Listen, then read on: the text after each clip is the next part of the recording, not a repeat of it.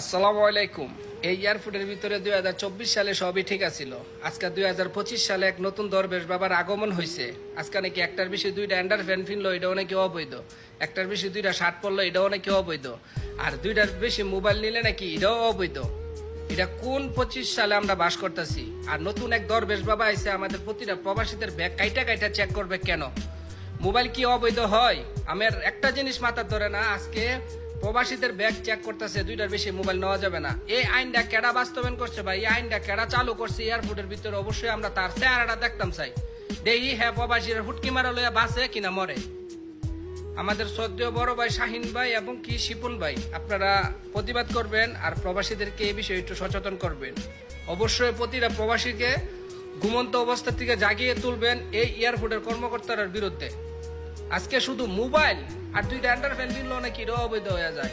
Mobile দুইটার বেশি নিলে এটাও অবৈধ হয়ে যায়। এই নতুন এক দরবেশ বাবা আইছে, আইসেরা এয়ারপোর্টের পুরা নস্কা চেঞ্জ করে নিতেছে। আর এটার পিছনে ক্যাডা আছে, ক্যাডা এটাকে ট্যাটাল দিতে টেলটার দিতেছে, এটা অবশ্যই তদন্ত করতে হবে। আমার কথা হচ্ছে, তোমরা অবৈধ মাল পাইলে অবশ্যই তাদেরকে আইনের আওতায় নিবা। প্রবাসী হোক, আমাদের কোনো দুঃখ নাই। তবে মোবাইল তোমাদের কারণে আজকে অবৈধ হয়ে যাইতেছে, মোবাইল তোমাদের কারণে আজকে রুকায় নিতে হইতেছে কেন? একটা প্রবাসী দুইটা মোবাইল চালা, আর যখন বাড়িতে যায় তখন সে নতুন দুইটা কিনে ঘরের জন্য, তাহলে তার কাছে অলরেডি 4টা হয়ে যায়। আমিও 24 সালে যখন বাড়িতে গেছি 4টা মোবাইল নিতে পারছি। আজকে 25 সালে আপনারা আইসা প্রবাসীদের ব্যাগ কাইটা কাইটা চেক করবেন, মোবাইল দুইটার বেশি নেওয়া যাবে না। এটা আপনাদেরকে কেডা দিছে এই সিদ্ধান্তটা? ডক্টর ইউনূস সাহেব দিছে না কোনো উপদেষ্টা দিছে? আপনারা বলেন। আজকে প্রতিটা প্রবাসী আপনারা অবশ্যই এই বিষয়ে কিন্তু সচেতন হতে হবে এবং কি প্রতিবাদ করতে হবে। আর যদি তারপরও সোজা না হয়, তাহলে ওই স্বৈরাচার সরকারের মতনই আমাদের টাকা দেওয়া বন্ধ করে দিতে হবে।